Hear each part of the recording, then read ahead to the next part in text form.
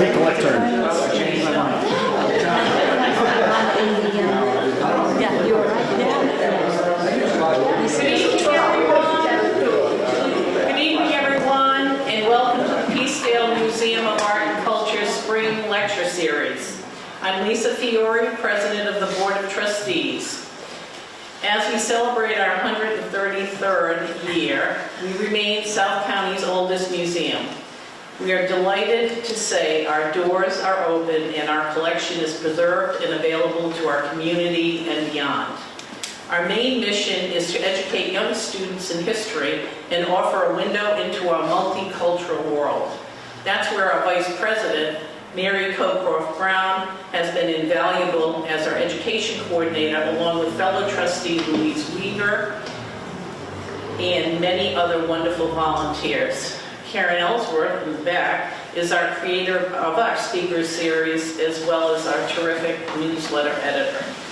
So tonight, we will again have the good fortune of one of our favorite speakers, known to many of you here tonight, Jay Waller, Jr., right?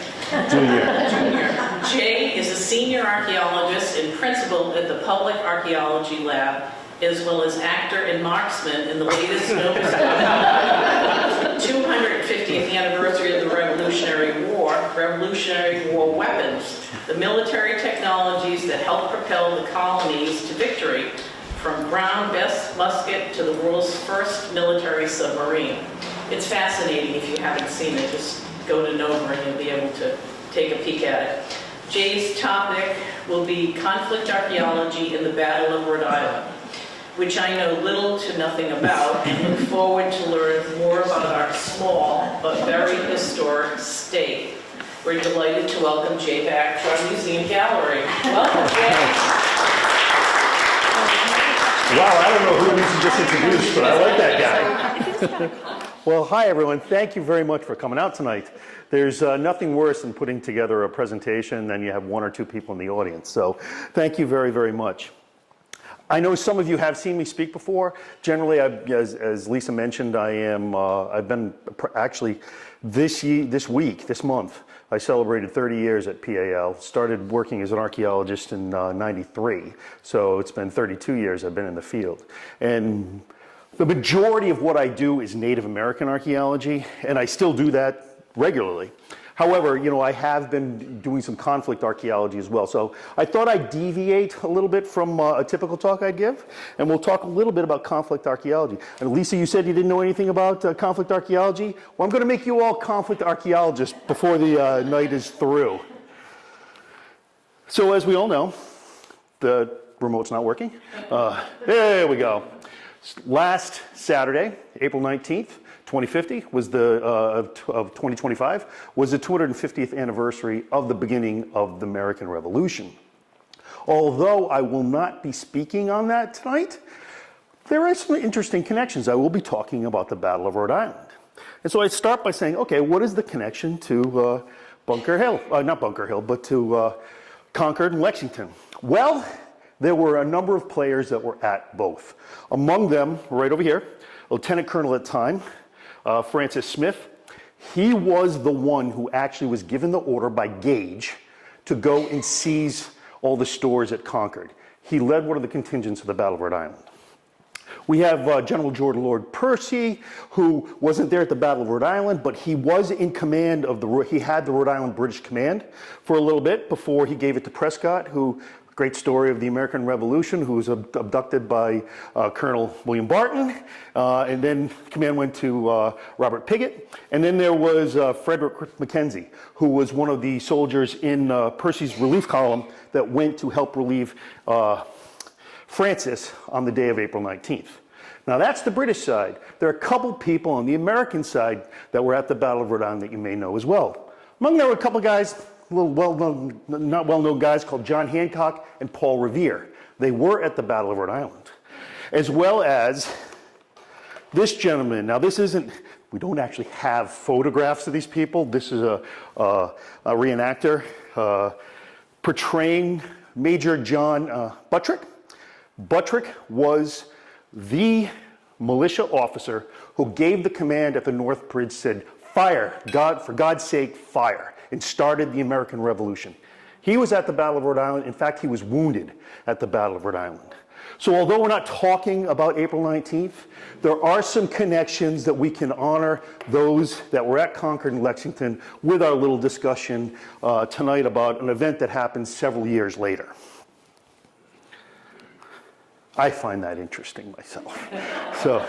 So how did I get involved in this? I have always had an interest in the American Revolution, conflict archaeology. I come from a military family. My father served, my brother-in-law served, I have 2 nephews serving now. And military life has always been very, very important to all of us. So I've had that interest. And I did start doing some research into it. But lo and behold, several years ago, particularly with the 250th anniversary coming up, the Battle of Rhode Island Association was formed. They managed the Butts Hill Fort in Portsmouth, and they were looking to do an assessment of the property. And so through a professional chain, word got to me that they were interested in having a professional do an assessment of the property. So I reached out to them and decided to, I offered my services pro bono to do it. And I've learned this from my retirement. Once you volunteer one thing, they never let go. But they're a great organization, great group of people, but I tried to do this one nice thing, which I love the organization, but because of that, I've been affiliated with them ever since. So the first task I did, there is the Butts Hill Fort. I don't know if any of you have ever visited it. It's a Revolutionary War fortification, in fact, the largest in New England. It's in Rhode Island, in Portsmouth. And this is a LiDAR, light detection and ranging photograph of what the fort looks like from the air. Now, what we see now on the ground isn't exactly what it looked like during the Battle of Rhode Island. During the Battle of Rhode Island, the British, it looked like this. It consisted of the magazine and the redoubt, as well as barracks. They were separated. And then when the British evacuated Newport in 1779, it became, the construction we look at now is actually a French construction. When the French were in Newport, they came and they re-engineered the fort for its use. Largely because we'll go back, when you look at the actual fortification as the British built it, you can see that the redoubt was facing, which would be towards Mount Hope. They were more concerned with a naval assault. Nobody gave any credence to the fact that the forces would be coming up land from behind. Battle of Rhode Island taught them differently. So when the French were working the fort, they actually enclosed the thing so that they could protect the forces from an assault from any direction. But that's largely how we differentiate between the two forts.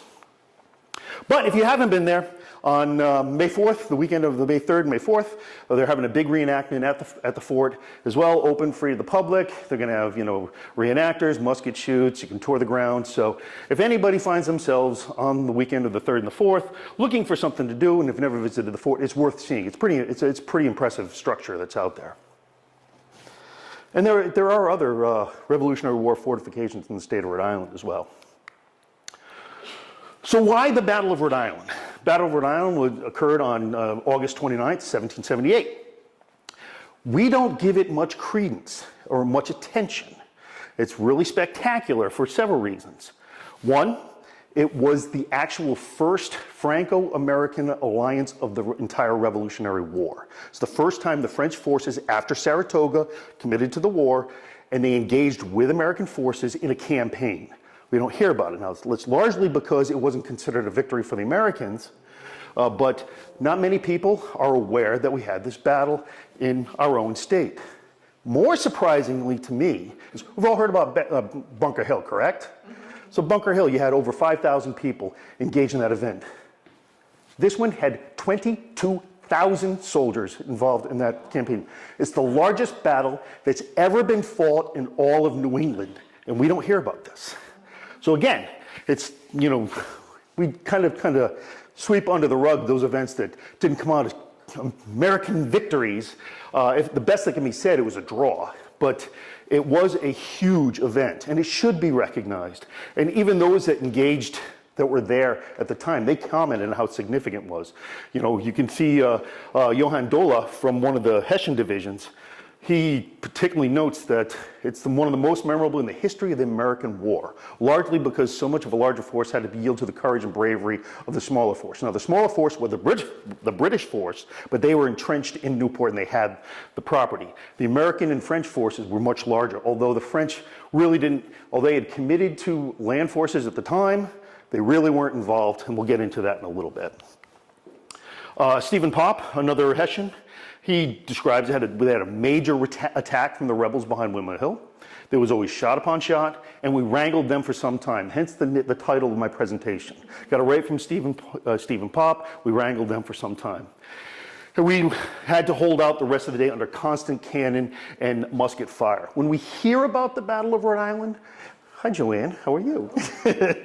We hear largely about, and rightfully so, the 1st Rhode Island Regiment, the 1st Integrated Regiment, and what they did was spectacular on that day. The courage was amazing among these people, and they fought and they repelled this constant onslaught 3 times of Hessian forces, and they repelled them each time. But the battle itself was more than just the 1st Rhode Island, and it was much larger than just what happened on the West Main Road. And again, now to General Sullivan, who's in command at Rhode Island at the time, when he's writing to Congress, he said, the number of the dead I've not been able to ascertain, but I know them to be very considerable. So this wasn't just a small skirmish. This was a very, very large event that should not be forgotten, and that we all as Rhode Islanders in particular can appreciate. So the Battle of Rhode Island itself is listed in the National Register of Historic Places. And if you look at this map here, it's actually segmented in 2 pieces. You have the Butts Hill Fort itself right here. This is Butts Hill Fort. And then what they define as the core of the battle. Now the core here is largely where the 1st Rhode Island was engaged. However, the action of the day occurred in a much larger area that extended all the way down from Middletown all the way up to Portsmouth. You can see here's what's listed in the National Register, but here's where all the various actions of the day occurred. So it's a much larger site. It's a much larger place, and although these areas do grab attention, there's not much attention that's kind of given to this larger area in which some of the action took place on the day of August 29th. I am by no means an expert in this. I am serviceable, I'm proficient. These guys are the real experts, and I am indebted to them immensely. The first here is Dr. Doug Scott. He is the conflict archaeologist. He started his work, and he's well known for some of the work he did at Little Bighorn. And he is the pioneer of conflict archaeologist. On the left here, we have military historian Joel Boy. He was in our video. He's a friend of, both of them are friends of mine. I am indebted to the 2 of them. They have taught me more than I ever thought I would ever know about conflict archaeology. And as you always know, you learn a lot when you're talking to them, but you'll learn an awful lot more when you're sitting at the bar with them after the day is done. So the 2 of them, they have taught me an awful lot. If either of you are interested, they recently just published this book, which you can get from Mowbray Publishing. This was published last month. They've done a forensic analysis, including this at the Jason Russell House, of all the remaining bullet strikes that were from April 19th, 1775, and it's created a larger narrative of what it is, how we understand the action of the day. Not just a cold scientific forensic analysis, but going into the study, the deformation of the balls, and how it impacts the human body. So it certainly gives a different appreciation for what it must have been like to be under fire and having these forces fire at you and you firing back. I had the privilege, because I have got to know them, they invited me in December of 2023 to help them with a further study that they did. We're doing a forensic analysis of, again, some of the ballistics of the day. Some of this got incorporated in their book. And I was invited as a colleague, just kind of as a, hey friend, why don't you come out and hang with us for the day? And so Joel disagrees with this, but I think it was more just kind of like, let me just shut you up. It's like, all right, sit down, you can take the first shot, all right? While we warm up the musket. And it soon became clear to Doug and to Joel, I actually knew which end of a musket to fire down range. And so I became their marksman for this study. If you don't want to purchase their book, they have a complete forensic analysis of everything and everything we did that's available free online for download, and it's through the American Society of Arms Collectors. But because of that, because I ended up being their shooter and being somewhat proficient for hitting what we were trying to study, yeah, I was involved in Nova. So this was just last 2 weeks ago. They aired a whole special on Revolutionary War weapons, and I was invited to partake in that because, again, I knew which end of the barrel to point downrange. And so, interesting experience. I can, if anybody's interested, we'll talk about it later. But it is actually, I don't like seeing myself on camera, and I don't like hearing myself on camera. But that being said, and I have, as I'm sure many of you have, oftentimes have been interviewed, and then when it gets on camera, everything's taken out of context, and things are lost. But I have to say that this was pretty good.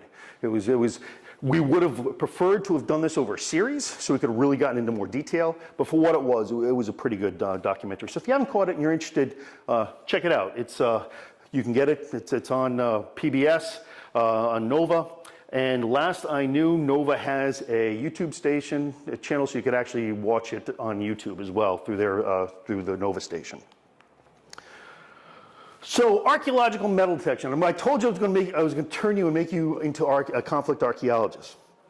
So what we do, we're trying to study battles and what was happening. We often hear when we read about battles and what we know about them, you're reading primary accounts. And as you can imagine, depending on whether you're on the British side or if you're an American Continental or even a French officer, when you're reporting to your officers and your seniors, you might kind of, present the story in a light that makes you look good. Theoretically, archaeology is non-biased. It allows us to test these narratives that are written and to come up with an interpretation and a better understanding, a non-biased understanding of what actually happened of the day.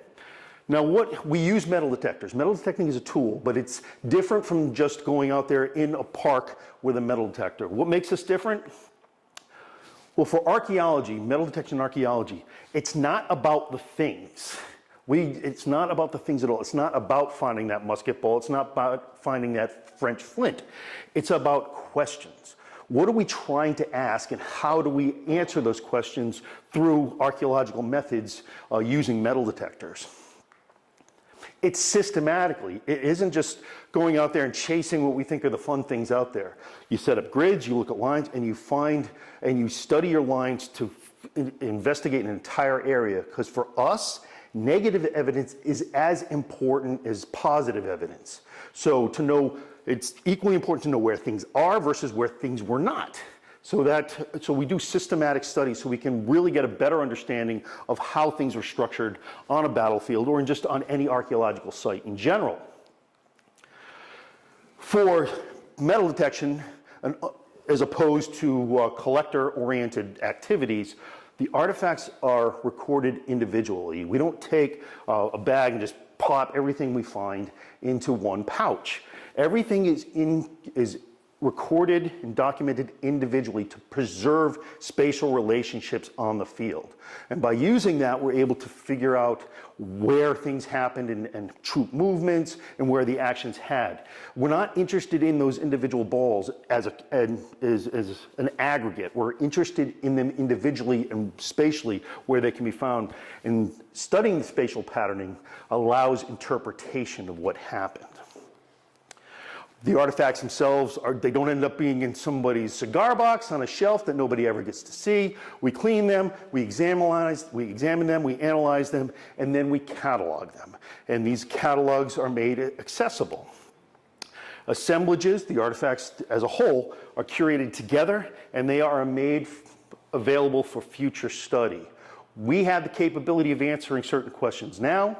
In the future, there may be additional capabilities that we do not have now. By allowing and providing access in the future to these things, it may further open up the narrative in the future. And finally, most importantly, the information is shared. That's why I'm here tonight. You know, we don't do this for ourselves and be miserly and hide in our basements and not share all this stuff. We're interested in letting everybody know so they understand it's all our collective history. And we're sharing this with everybody. So it's important to us as public archaeologists to share this with everybody. And that's also, so you understand when I'm doing a survey on any regular day, that there's a reason behind this. I may not be able to talk to you at the very moment that I'm finding stuff, but eventually we will come out with this information and share it with the public. So battlefield artifacts, what can we expect to find when we're studying specifically a battlefield where two or more armies engage, where there's skirmishes, wherever? Well, you can expect to find ammunition. Of course, you find your balls, but in addition, you find these items here, particularly when we're dealing with 18th century and early 19th century assemblages. These are called flint wraps. So today, when you look at a lot of reenactors, when you have the jaws of the cock that holds the flint, they'll use a leather wrap to hold the flint in place, but oftentimes lead would bite better than flint. So these are wraps that would held the flint that would have been in the jaw of the cock of a flintlock. So we find balls, we find flint wraps, we find flints, we find gun parts. We sometimes find regimental buttons, regimental and non-regimental buttons. And we find bayonets. Essentially, we find anything associated with military that was metallic when we're doing a metal detection survey. Pieces of swords, pieces of mortar that have exploded, cannonballs. Not that I found a cannon, but you could. So that's the kind of stuff we find when we're looking at doing an investigation at a battlefield. But what can we learn from a ball? What can you learn from this simple little lead sphere? Quite a bit, actually. You can look at it and learn something about manufacturing, how it was manufactured. And sometimes you can see differences between who manufactured them, which can give you some insight into who they were associated with. You can look at them and determine if they've been fired or if they've been dropped. Does this one have some sort of deformation indicating it came out of a barrel with some velocity? Or is there absolutely no evidence of any activity on it all, and somebody was just under nerves fumbling when he was trying to load his musket and dropped the ball? Which was very common, by the way. We find an awful lot of unfired balls, which if I was under fire, I'd probably drop a few myself. You can look at that, and sometimes you can actually see what they impacted. And you can see, trees, rocks. They sometimes have impressions of the items they impacted. Sometimes, not you really tell, but you can even see if it impacted something soft, perhaps like bone. You can see firing damage that was caused to the ball as it traveled down or was put or rammed into a musket itself. This here, there it is. It's called banding. This is what happens when it was fired with velocity inside a musket, and it was banging and traveling inside the musket barrel itself. It created this band around it. You can see where a ramrod went and shoved the ball down the bore and struck them. And in this case, it's not very legible here. We can actually see what they loaded this one with what's called buck and ball. You have your ball and you have 3 buckshots. So this one actually has the shot and 3 dimples from where it had 3 pieces of buckshot when it was loaded into the barrel itself. So there is a bit that you can see just from these balls. Depending on the deformation, you can factor in, to some degree, velocity of how fast this thing was traveling when it impacted something. Was it a high velocity firing and impact, or was it a low velocity firing and impact? You can see if it was on fire, but something happened to it. This one here obviously got stuck into somebody's barrel, and they had to withdraw it with a worm, likely at the camp after. That would be the worst. If you're under fire and you're trying to fire, and all of a sudden your your musket jams, no good. And we can even look at these things and figure out the chemistry of them and figure out their source of where they were made, where the raw material originated from, which sometimes can tell you the difference between who they belong to, which side they were fired on. And yes, even you sometimes can look at the balls and get evidence of human blood protein to say that it impacted somebody. So these aren't just simple spherical items that are found on the battlefield. They actually can tell us quite a bit about what was happening on any battlefield, be it the Battle of Rhode Island, be it April 19th, Saratoga, Camden, you name it. So why is the diameter of the ball important? Well, as you can imagine, there were different arms on the battlefield, different small arms.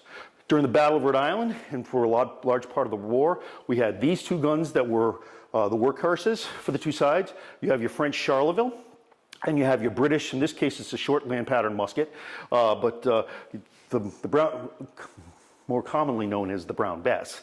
But these were the two workhorses of the American Revolution for the two sides. And by August of 1778, which was a year after Saratoga, the French had openly sided with the Americans, and they were present, they were supplying us with arms. So at the Battle of Rhode Island, you had both of these weapons. But there were other ones as well. We know we had Hessian contingents, Germans, and we had American militia forces there as well. So all of them, you can't really read this, but it goes to show that all these various weapons have different bore calibers. And so by knowing the ball, you can kind of at least project what arms you expect were at the battlefield, which gives you an idea of some of the action and how people were moving. So here we have the Brown Bess, the land pattern musket. The barrel itself is a .75 caliber barrel. However, the ball's a little different. We have accounts. This is George Smith. He actually wrote the military dictionary for the time. This is an 18th century dictionary, and that's what this page is from. And he specifically mentions, although there was some degree of variation, the legal definition, the requirement for a load for a Brown Bess at the time of the American Revolution was 11 bullets in the pound for the proof of the muskets, which means the larger, and for common firing and for common service, you have 14 barrels per pound of lead for a musket barrel, for a musket load, for a Brown Bess. So how do you figure that out? So it's 14, you got 1 on the tens, 4 on the single digits, cross. So a standard caliber is .693 caliber. So although the barrel itself was a 75 cal, the mandated load was .69 cal. That's for several reasons, because there was some variability within the bar. Although they generally were about 7.5, there were some that was larger and a few that was smaller.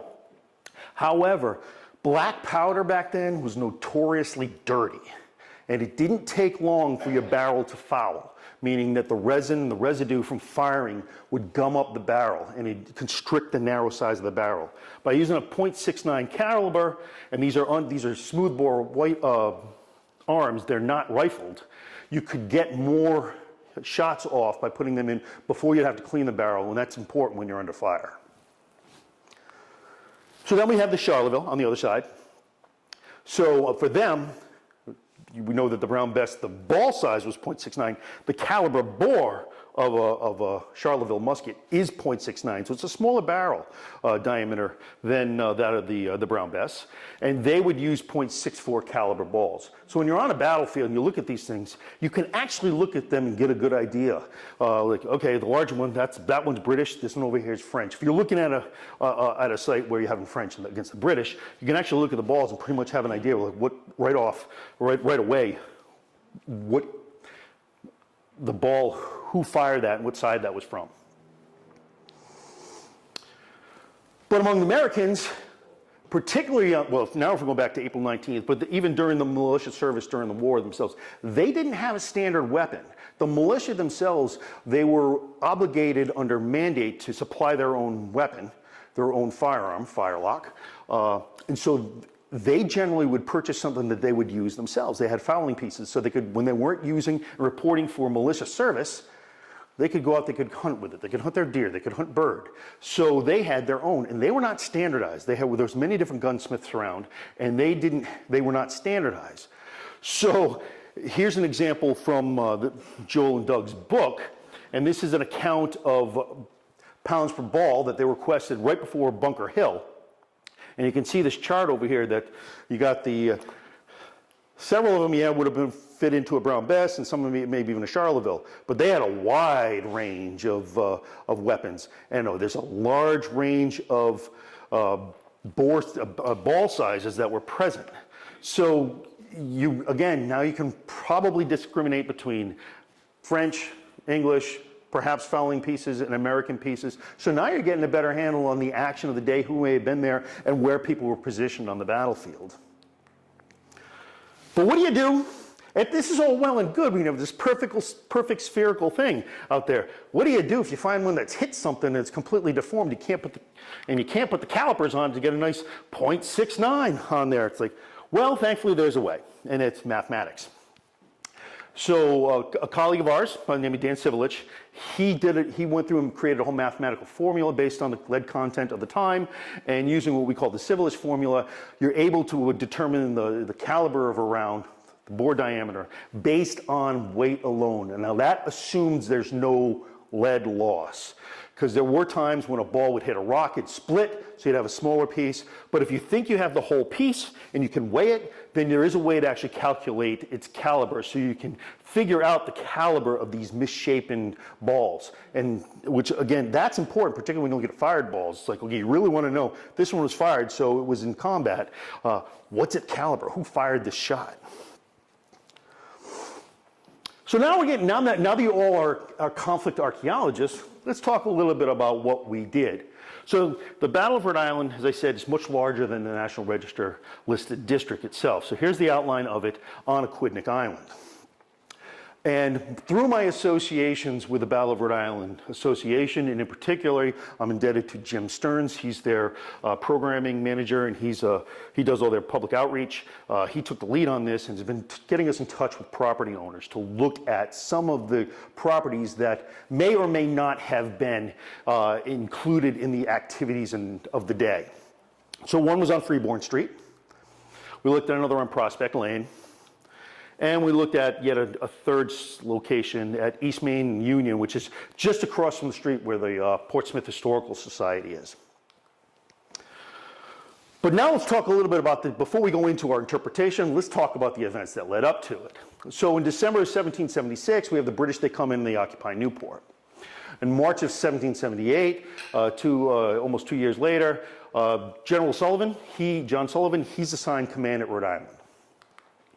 In July of 1778, General Washington orders Sullivan to attack Newport and drive the British out. In July of 24th, 1778, day which is important to me because it's my birthday, Sullivan informs the Continental reinforcements that reinforcements are en route, so he delays his attack. In July, same month, Piggott sees what's happening, the troops are massing, so they had been in command of all of Aquidneck Island, including the Butts Hill Fort. He orders his troops to withdraw, retreat down, and defend Newport itself. So they're moving from the north side of Aquidneck Island, and they're moving back. On August 9th, Sullivan informs the Comte d'Estaing he intends to move against the British. He also learns at this time that the British have withdrawn from the north end of the island. So he starts moving his troops across from Fort Barton on the Seconic Passage, another Reservoir fort that still exists on Tiverton side. He comes across the Seconic Passage from Tiverton to the north part of the island. And at about the same time, d'Estaing learns that Richard Howe and the naval fleet is coming on their way to Newport. And he intends to engage the British fleet. So now you got Sullivan coming down expecting a land attack. You got d'Estaing sees the British Navy coming in. It's like, well, we're going to engage the Navy. So on August 10th, the French and British navies engage. But fortunately or not, a hurricane hits. And so batters both navies. And both navies are pretty battered when they're out at sea.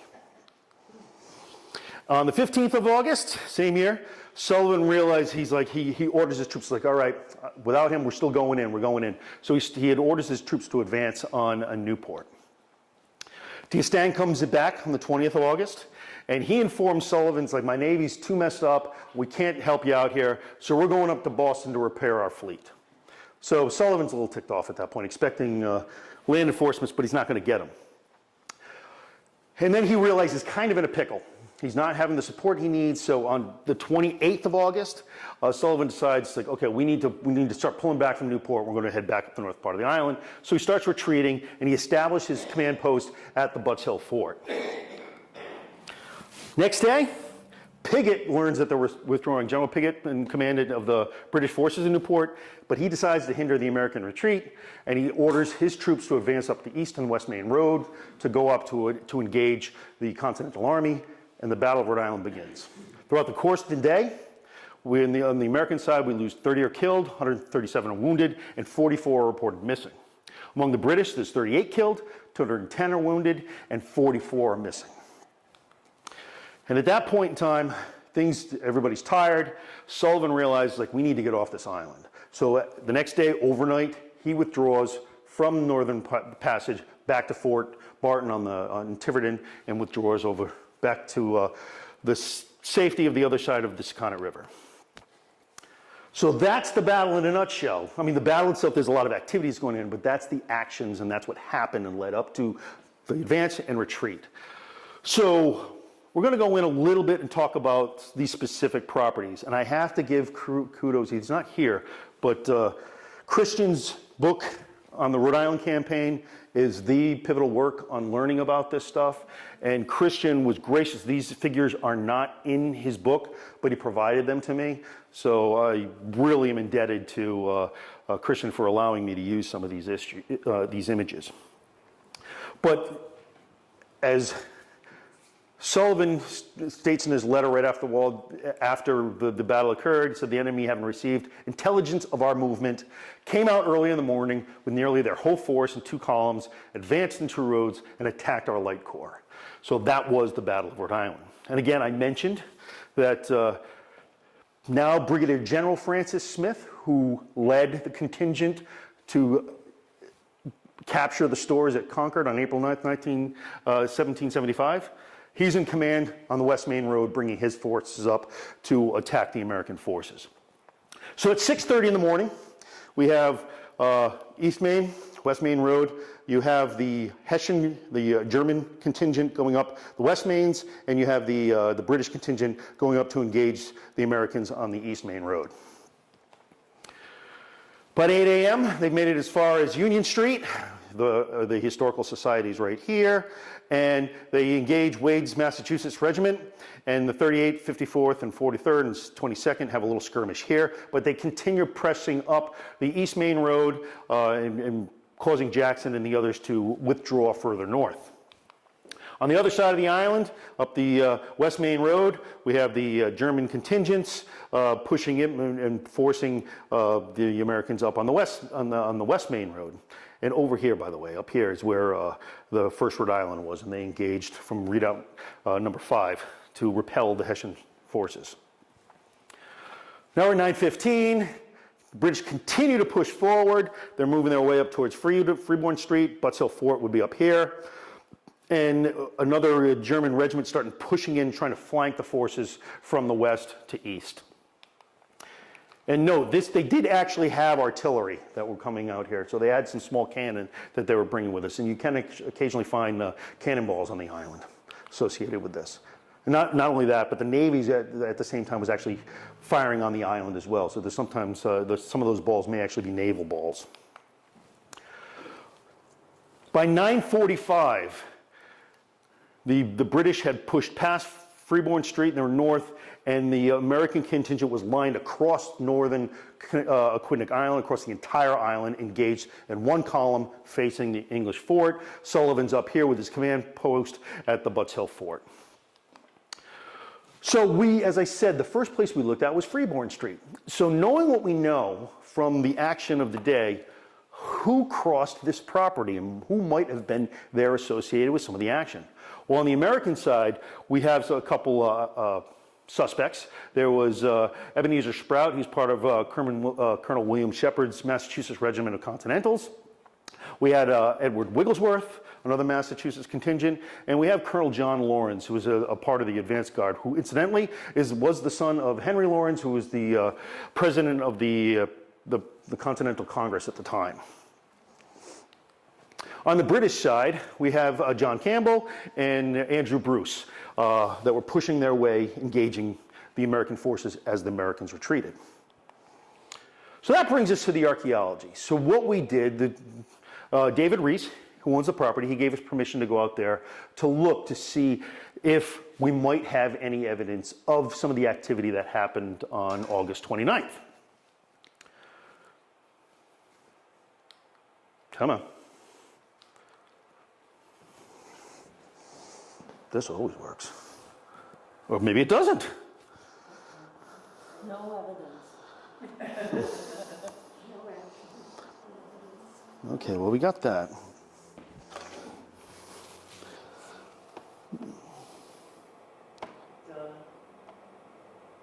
There we go. Let's see if it works. So what are some of the artifacts we found? Hopefully this will work now. But, so we found a button, coat button, that might have been part of, there we go. We found a knee buckle, an 18th century knee buckle. We found a couple shoe buckles, all 18th century. They're all period, they're all associated with what you'd expect from these forces that were there that day. What is interesting is many of the survivors that document this activity on their journal, in their daily journals, they actually describe the Americans and everybody using these stone walls. And we have period maps. This is a map dated 1778. It was actually drafted a couple months before the battle. The stone walls that are on his property were there on August 29th, 1778. So they still exist. And we're able to confirm that. So we know that the walls that we're looking at were the walls that were there during the action, so we're able to correlate with them with the action. There we go. So here's our stone wall here. This is dashed line along here. So this is a stone wall on the property. So of course, in addition to those pieces of clothing, we found musket balls. And this is not all of them, it's just a few of them. But here's the distribution of musket balls on the property. Looking at them, we can determine that most of them are fired, with the exception of this one, which is a dropped ball. And based on the caliber, we can tell that these, in blue, they were all continental or provincial. And these that are red, these were British balls. So now we get an idea that the continental balls are kind of close to the stone wall, and we have a couple of dropped ones. Some guy was a little scared over here when he was loading and wasn't able to fully load. Oh, we were doing so well. There we go. Okay. So in yellow here, these are those pieces of clothing, the buckles, that's where they were, and you can see on this image where they all came from. So based on that, we can deduce that the line of fire came from East Main Road, kind of from the north, maybe from the east, into what's the Reese's property. And it looks like the British were on, the flankers were on the left side, and the Americans were firing from the east side. Which way they were traveling, we can't really tell. However, if you ask me, and I had to hazard a guess, what I think we're actually looking at is the withdrawal of the American column while the British were pressing them as they're moving northward towards Butts Hill and the line, and you have your British flankers out here, and you have a return fire from the American column during the northern advance. That would be my guess. So it's probably while everything's pushing up north is when this happened. I can't be 100% certain, but that's essentially what I think was happening there. We also had the opportunity to look at another property. Now this is on Prospect Lane, a gentleman who's also associated with the Battle of Rhode Island Association, Paul Murphy. He gave us access to his property. His property is literally right across from where the Quaker Meeting House is, which was a location of the British barracks during the Revolution. And it was also where Francis Smith and others came up that morning, was they're pushing the column right up the road, right outside his front door. So we were looking to see, and we know that action did occur there, so we're looking to see if we could find anything associated with that. Frederick Mackenzie, who was also on, he was part of Hugh Percy's relief column on April 19th, 1775, went to Lexington to relieve Francis and to offer support. He was also here and he had created a journal, and he talks about what was happening. We don't have to read all this, but he talks about specifically what was some of the action that was happening right at Quaker Lane. So here's an earlier map that shows where the British were encamped on Quaker Lane. Here's the actual meeting house right here, another column, and Paul's house is right there.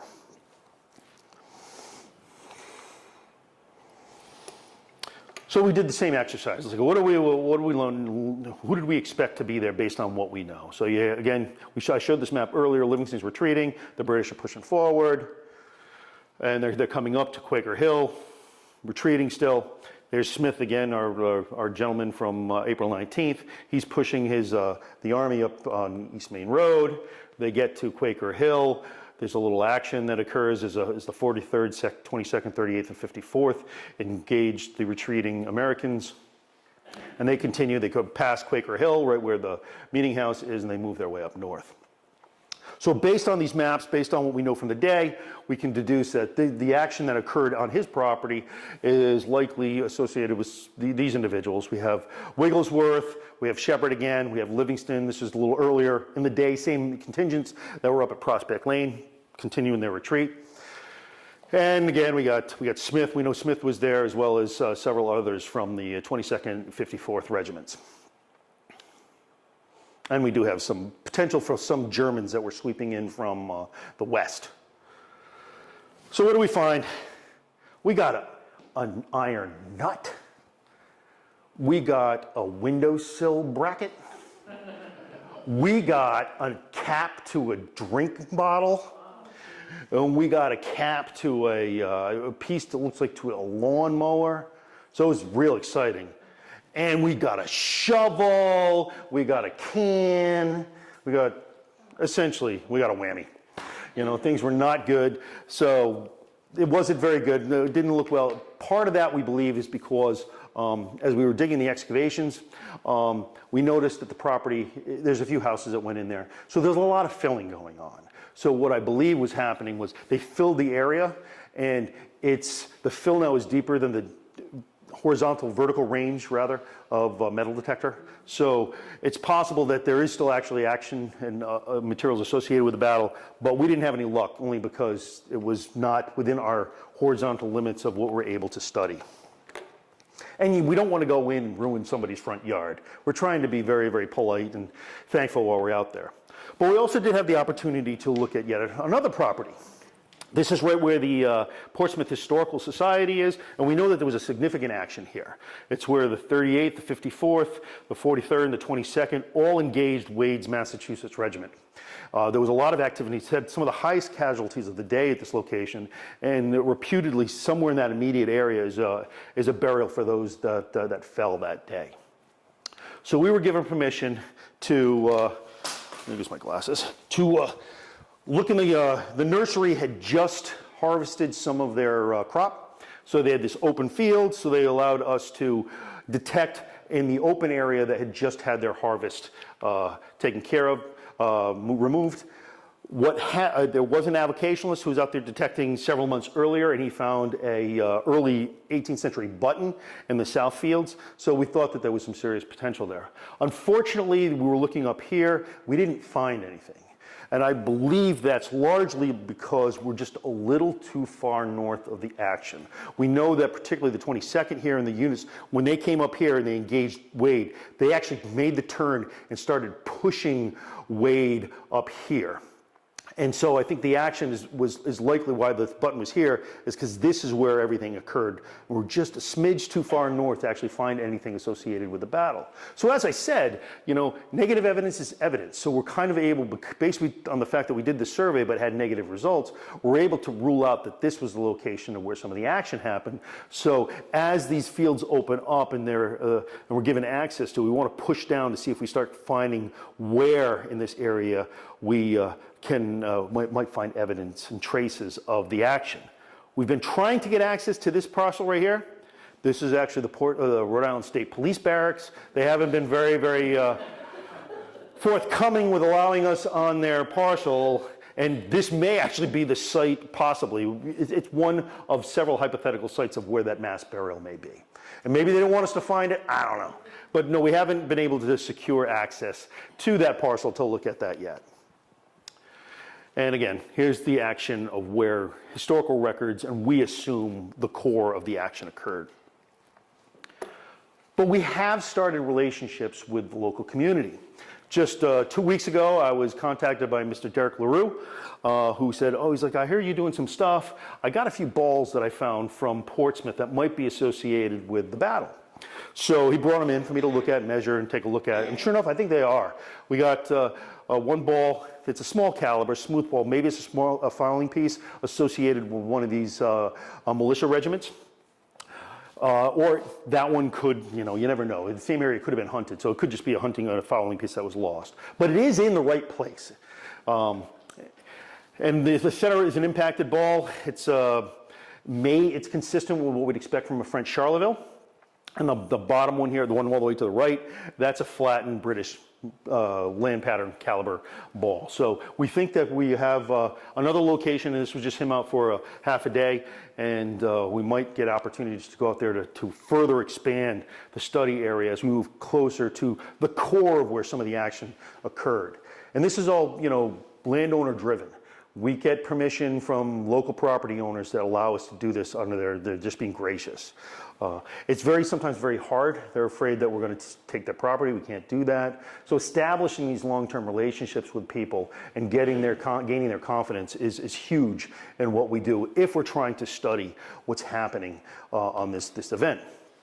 So we are opening up the battlefield, and we've only looked at very, very, very, very small pieces. And the battle itself was very, very large. So as we move forward, as we get into the 250th anniversary of the battle, we're hoping to have many, many more opportunities to explore more and more of the action of the day. To validate the historical record. Is what the commanders wrote in their journals and what they reported to Congress or they reported to their superiors in Britain.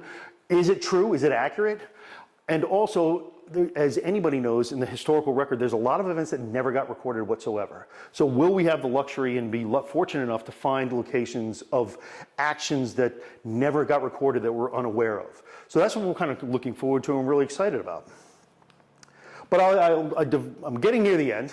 But I thought I'd bring up something else that we're working on. Some of you probably have heard me speak before on some work I did after Hurricane Sandy. We were fortunate enough, thanks to Tim, to give us, where is Tim? Oh, you're back there now. You're over here. But while he was at the Rhode Island Historical Preservation and Heritage Commission, he received grant money to give out so we could study the effects that Hurricane Sandy had on the South Coast. We did a systematic survey all the way from essentially Fort Vonum and Narragansett all the way down to Napatri Point.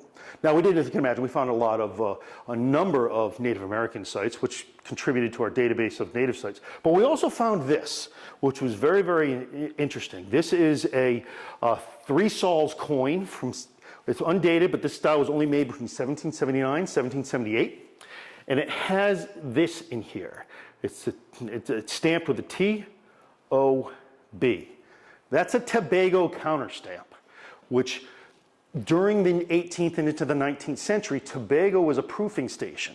So there was a lot of counterfeit coins that were going out there. So some of this material went to Tobago, where their minters could verify the amount of precious metal in it. And once the metal was verified that it wasn't counterfeit, it would receive a stamp. So we received we found this French stamped coin to the right period right down here at Napatri Point.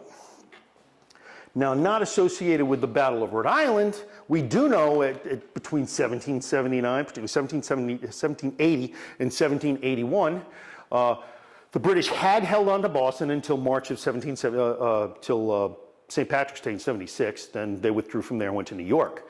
The British held Newport until October of 1779, and then after 1779, they withdrew. In 1780, the French come in and occupy Newport, but immediately upon the withdrawal of the British from Newport, the Americans go in. So we know that the French were stationed in Newport from 1780 through 1781, and the key at that point in time, they left Newport when they were heading down to Yorktown. And we do know from records, period records, that right down here at Napatree Point or at Watch Hill, there was a lookout station that the troops would use to monitor naval activity along Long Island Sound and Block Island Sound. So it just makes us wonder, do we have any physical evidence, are what we actually looking at are physical evidence of a French or American component of one of these encampments on Napatree Point associated with monitoring the naval activity during the American Revolution on the South Coast. So although it's not associated with a battle, I find that very, very interesting because these artifacts, finding something like that is literally a needle in a haystack. And we don't find this is the first of my career finding something like this. Thank you, Tim, for getting this survey. And this just highlights it. So we knew, so at this point in time in 1781, the French leave, they march up to Providence, across Rhode Island, and down to eventually the English surrender at Yorktown. But they originated here in Newport and worked their way all the way down. And you can follow now, if you go up there, you can see the Washington-Rochambeau route, which is the route of the march from Newport all the way down to Yorktown. So what's next for us? Our finds are preliminary only. We're learning more and more every day, but we need to continue this study. We've only looked at very, very small pieces of what is the Battle of Rhode Island battlefield, and it is much, much larger than many are led to believe and what we've had access to studying. We do want to do more to confirm, refine, or revise the narrative of what happened in August of 1778. Much of the battlefield is lost. If you go over that section to Middletown and Portsmouth, it's all developed, a lot of housing lots, and it's being lost every day. There's solar farms going in there, there's water towers, and every time something is built, any evidence of this battle is lost for good. And so we're losing it at an alarming rate, and if we really want to understand it, we need to study as much as we can, as fast as we can, because it is being impacted and the battlefield is being lost. And we only have one shot at recordation. Once an artifact, be it an archaeologist or an archaeologist, removes it from the ground, that's provenience, its context is lost. So it needs to be recorded right the first time and only time. I know a lot of people, and I'm not knocking the community, they go out, they find, it's like, oh, this is cool, I salvaged this. Well, where did it come from? Oh, it came from over there. It's like, well, that doesn't really help us much. We need to know exactly where everything came from and to document it so we can actually learn more than just having a relic of the day. It's not about the relics. It's about learning what we can about what happened. So if anybody lives over there, has access, has friends, and knows of people who live in the battlefield or peripheral to it, feel free to contact the Battle of Rhode Island Association or the Portsmouth Historical Society. My contact at the Battle of Rhode Island is Mr. Jim Stearns. He's very, very pleasant and approachable. So he'd love to talk, and if we can get out there to study, that'd be great. And it's all about public education. The more I do, and the more I learn, the more you learn, because I'm going to share it all with you.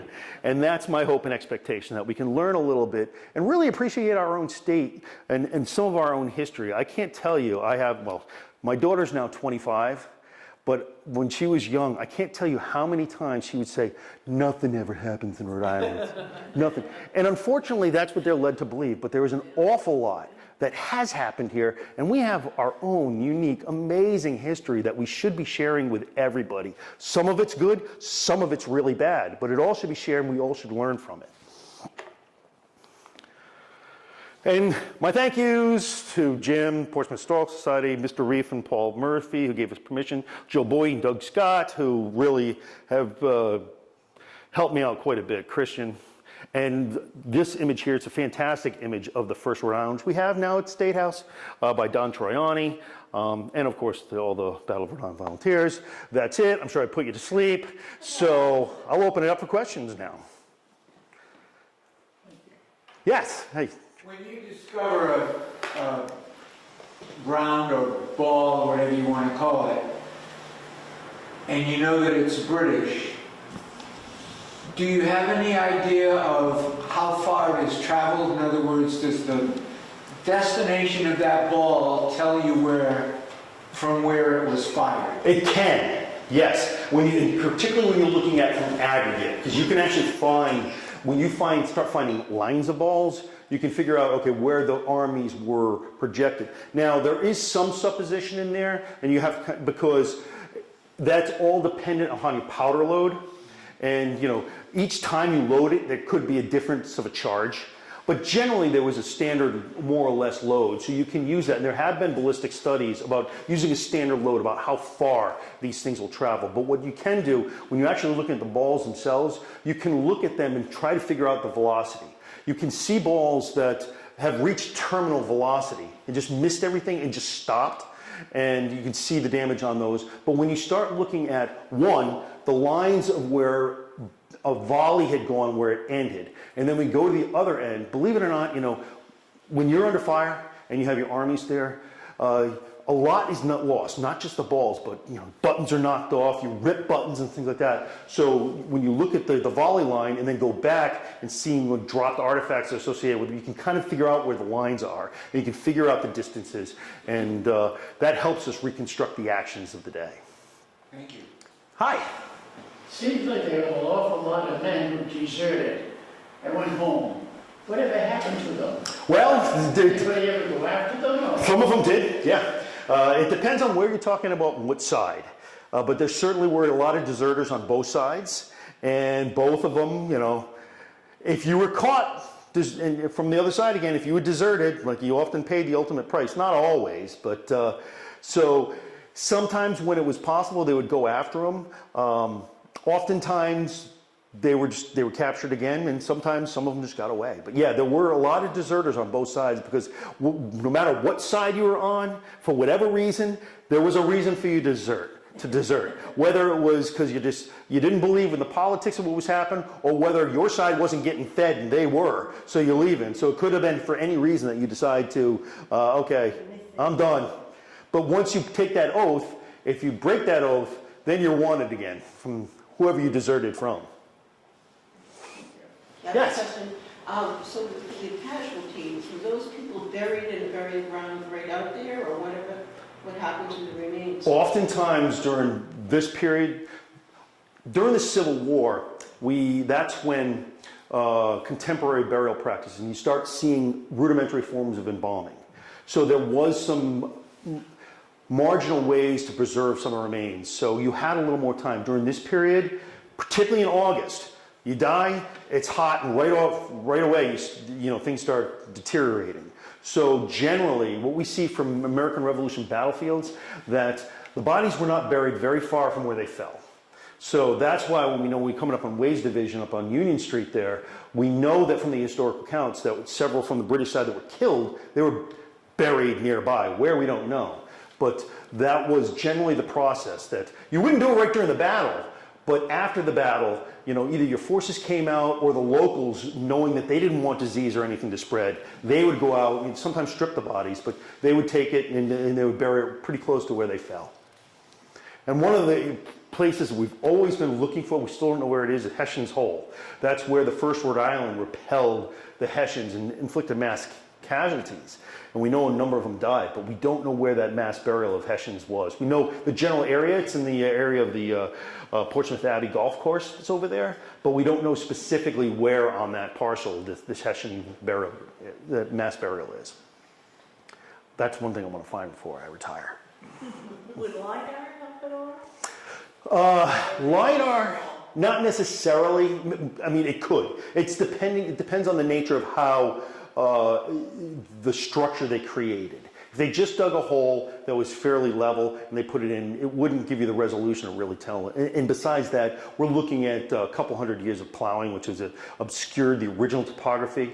So unless it was a large burial mound, which is unlikely, LiDAR might not be an effective tool. What could be, if you have a good idea of where it is, you might be able to do, if you're lucky enough to hit it, use ground penetrating radar to find evidence of a large pit. Maybe, maybe not. Where did the Rhode Islanders get their lead? Locally? Some of it came from France. That was part of our agreement. There was some local stuff. It depends on when you're talking about. Because what happened is, you know, early on, particularly when the militia and the colonies were gearing up for war and realizing it was inevitable, they started provisioning and started stashing stuff. So some of that was British materials that were available in Boston that they stashed and they had. Others came from France and even later Spain. But and there were some local sources they could use, and they would melt down what they had. They'd melt down their pewter cups and use that, and sometimes put other things in the musket, whatever you could use. But it came from various sources. One of the neat things is I showed that image of the PXRF machine, that little gun that allows you to figure out the geochemistry. There was, when we declared independence from Britain on July 4th, 1776, at Bowling Green in New York City, there was a statue of King George that was made out of lead. They immediately ripped that down, and they started melting that and creating musket balls. There are pieces of that statue, the hand, that still exists, and some of them are on display at the Museum for the American Revolution. They've done PRX analysis to figure out the geochemistry of that. They have found musket balls that were actually minted from that sample that were used. And melted down to the provincial cause and the continental cause. So, interesting stuff. Mother is the necessity is the mother invention. Is that? I heard that there's a lead mine along Narrow River. Yeah, the graphite mine. Yeah. Yeah, it was really, really low quality graphite though. Yeah, it wasn't really, I don't think it would have been serviced for this. But what we did do, not only that, there's lead, but there's a lot of bog iron in New England, and a lot of that was actually mined for cannonballs and anchors. That's what Nathaniel Greene did when he set up Spell Hall over in Coventry. We had a foundry down there. And we were producing what we could based on our local resources.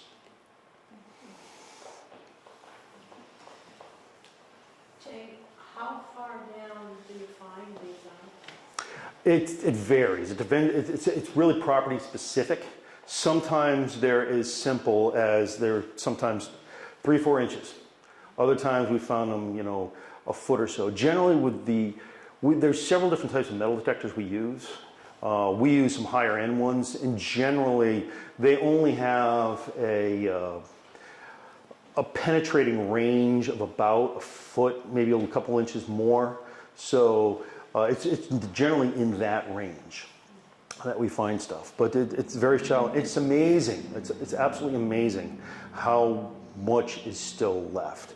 I was fortunate enough to work, speaking of April 19th, at Minuteman National Park on several of the running retreat from, actually at Northbridge and the running retreat back to Cambridge, the 18-mile retreat. And we have looked at a couple of areas where we know that skirmishes have quite a bit of evidence of that day. And it's still preserved on the landscape that you wouldn't think that after all this time it's there, but there's still a lot of evidence everywhere you look. So you dig the shovels then once you find it in the radar? Yeah, when we use the metal detectors, we go on. There's 2 different types of metal detectors we use. One's with a pulse induction machine, which actually has a much deeper penetrating range. The disadvantage of the pulse induction machines are they can penetrate pretty deeply, but they don't discriminate on the various types of metals. The standard metal detector you'll see somebody out in a park using is called a very low frequency machine, a VLF machine, which they actually allow you, when you're reading, to get an idea of what type of metal you're looking at. The sound in the visual display you get is from a musket ball is completely different from an iron nail. So if you know the signature you're looking for, you can kind of discriminate, orally out from the trash and target what you want to do. And where was I going with this? What was your question? How deep? Yeah. So they go down about a foot for us to read, and yeah. So do you take a shovel? Oh, that's what it was. Shovel. That's the question. So yeah, when we use the machines, we discriminate. We find the location. We find the target. Then we have these small shovels. Some people use the larger shovels. We try to minimize disturbances because it's an archaeological site. We want to avoid impacts as much as we can. So we have these special narrow shovels. And generally, when we find a target, we're not digging a hole larger than that to try to find it. So we're not putting holes in all these places. But it's a small specialized shovel specific to metal detecting that allows us to get deep yet avoid disturbing as much as possible. Anyone else? Well, that was wonderful. And I forgot what I was, I never look at my notes, I probably had a lot more to say, but Thank you all for coming. And our last speaker for the spring series is May 22nd, Historic New England, Rhode Island Properties. So we hope to see you then. And if you want to speak to Jay afterwards. Thank you.